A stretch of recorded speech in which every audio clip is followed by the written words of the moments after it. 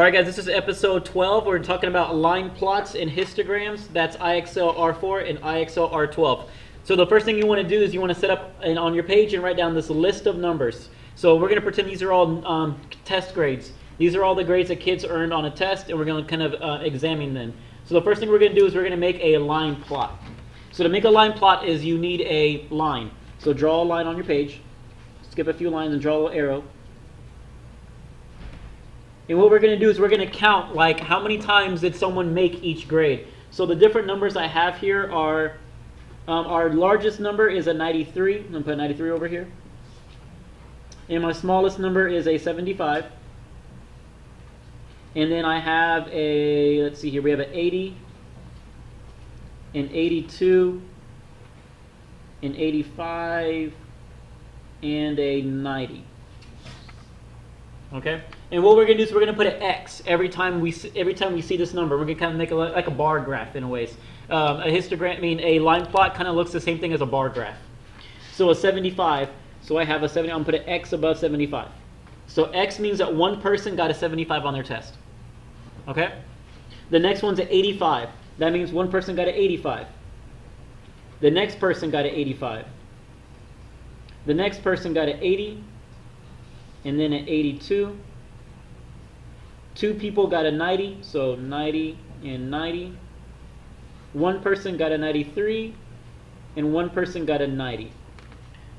So just by looking at this, you can tell what the what is. You can tell what the mode is just by looking at this. The mode, the grade that person got the most was a what? A 90. So this kind of graph helps you see the mode very easily. All right, so the next section we're going to do is called a histogram. And a histogram shows the frequency of numbers in each category. It kind of looks like a bar graph, only all the bars are touching. So for a histogram, you need to make categories. And so the categories that I made were all the numbers in between 70 and 79, 80 and 89, and 90 and 100. These categories are called intervals. So we're going to look at how many people got between a 70 and a 79. So let's look up on our graph here. So how many people, that's how many X's, were in between a 70 and a 79? And that would just be what, guys? One person got 75. That'd be one. So one person got in between this. So I'm going to write my categories. Something fell down over there. We're going to do 1, 2, 3, and 4. And this is how many people. I'm going to write sideways here. How many people? Okay? And these are grades on a test. So one person got a 70 or a 79 on their test. So I'm going to put my little bar is going to go up to the 1 right there. That's how many people. And these are the grades on the test. Grades on test. Okay, so one person got between a 70 and 79.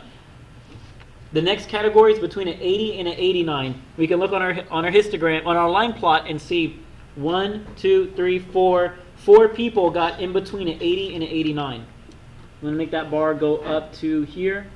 In a histogram, the bars touch. So it's going to look like this. So 4 people got between an 80 and an 89 on their test. And then the last one is a 90 to a 100. And I'm going to count 1, 2, 3, 4. So 4 people also got that. Okay? And that is a histogram. One person got in between a 70 and 79. 4 people got in between an 80 and an 89. And 4 people got in between a 90 and a 100. Okay? And so that's a histogram. We're going to look at one more type of graph tomorrow called the box and whisker plot.